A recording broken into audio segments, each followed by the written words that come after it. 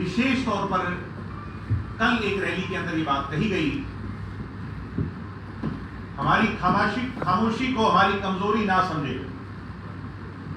8%, 10%, कभी धान घोटाला, कभी ये दूसरा आपका शराब घोटाला, कभी तहसीलदार घोटाला, कभी कोई और घोटाला,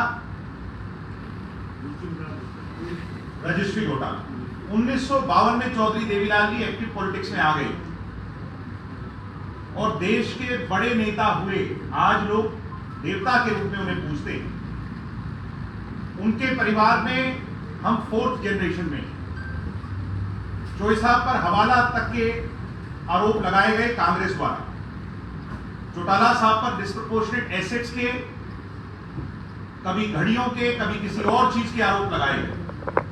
मेरे पिताजी पर भी बहुत आरोप लगे। दुष्यंत चौटाला जी पर भी विरोधी बहुत आरोप लगा रहे हैं, मगर हम खामोश थे इस बात को देख करके कि कभी ना कभी कोई कॉन्क्रीट एविडेंस, कोई बात कहता है तो उसके पीछे कुछ ठोस होता है। बहुत समय से ये लोग कह रहे हैं।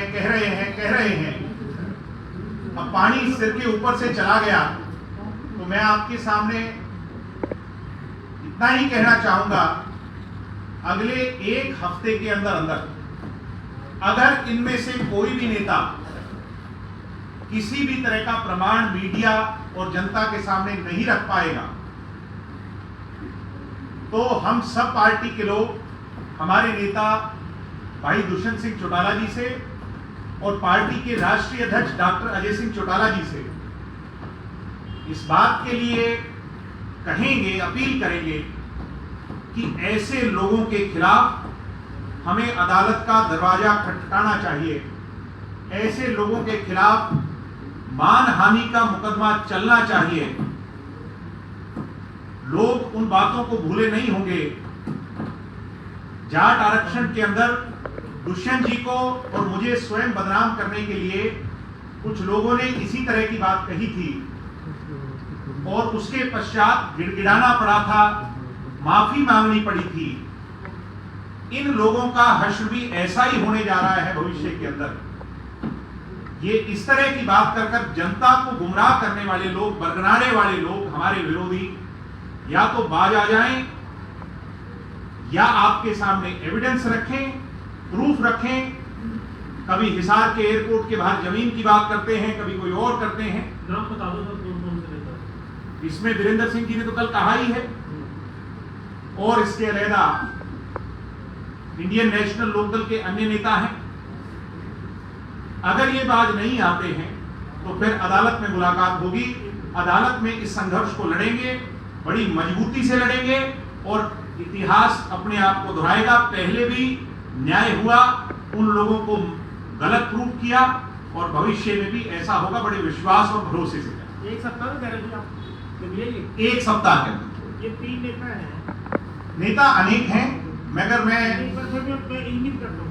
एक तो लाली बार बोलता हूँ, एक का नाम वो बोल दिया, एक अभय सिंह। सर जो भी नेता हैं हमारे पास, मैं सिर्फ आपको सर एक मिनट रिक्वेस्ट कर रहा हूँ, जो भी नेता हैं उनके सारे रिकॉर्ड्स हमारे पास जो कि त्यों हैं। एक एक कही हुई लाइन वो हमें अदरवाइज ना समझें। ये पढ़ी लिखी पार्टी है, समझदार लोगों की पार्टी है और हमारा लीगल सेल बहुत मजबूत है। हर चीज पर बारीकी से हम नजर रख रहे हैं। या तो एक हफ्ते के अंदर जनता के सामने एविडेंस रखें, गुमराह ना करें, अन्यथा कोर्ट में मुलाकात होगी और कोर्ट, मुझे उम्मीद है माननीय अदालत ऐसे लोगों की जमा पर पक्का परमानेंट ताला लगाएगा, फेविकोल के जोड़ो। इसमें मेंशन कौन किया गया आपने? मैं अब बड़ी लंबी फहरिस्त उनको किसको वक्त दिया, एक सप्ताह का उन्हें पता तो चल जाए। इसमें अपना नाम लेते जाते हैं, आप काटते जाना ना। भूपेंद्र सिंह हुड्डा, निश्चित तौर पर भूपेंद्र हुड्डा जी ने भी कही है, दीपेंद्र हुड्डा ने भी कही है, वीरेंद्र सिंह, अभय चौटाला जी ने भी कही है, उनके सुपुत्र ने भी कही है, मेरे छोटे भाई ने, और कल वीरेंद्र सिंह जी। 5 लोगों को भाई लोग और भी हैं। प्रहलाद कुंडू हैं कि जयप्रकाश जी ने भी कही है, बलराज कुंडू ने भी कही होगी। सभी आगे सर। बलराज कुंडू तो ठेकेदार है, बलराज कुंडू ठेकेदार है। अगर कहीं ऐसे कोई एविडेंस है तो सबसे पहले उसके पास होगा, बलराज कुंडू के पास होगा। लेकर आकर पब्लिक डोमेन में लेके आए। मेरा खुला चैलेंज है सिर्फ। अब आप आयुर्वेद नेता हैं, ज्यादा मैटर नहीं करते, मगर जो लोग पब्लिक डोमेन में आकर के भ्रम फैला रहे हैं, सभी लोग हैं, हमारे पास पूरा डाटा है। तो सोनिया गांधी की तारीफ की है, बीजेपी के लोगों के करे हुए कामों को गलत बताया। कल एक बात बड़ी हास्यास्पद थी। पहले तो कह रहे थे गैर राजनीतिक, गैर राजनीतिक, गैर राजनीतिक, सिर्फ कृषि डेवलपमेंट, किसानों के भले, किसान शोध ला करके कहानी खत्म हुई दुष्यंत पर। किसी भी विरोधी दल की कहानी दुष्यंत चौटाला पर खत्म होती है हरियाणा। इसका मतलब ये सब लोग डरे हुए। मैं आज खुले तौर पर कह रहा हूं, देश में सारे विरोधी मोदी के खिलाफ एकजुट हैं और हरियाणा में सारे विरोधी दुष्यंत चौटाला के खिलाफ एकजुट। देश की जनता मोदी के साथ है, प्रदेश की जनता दुष्यंत चौटाला के साथ।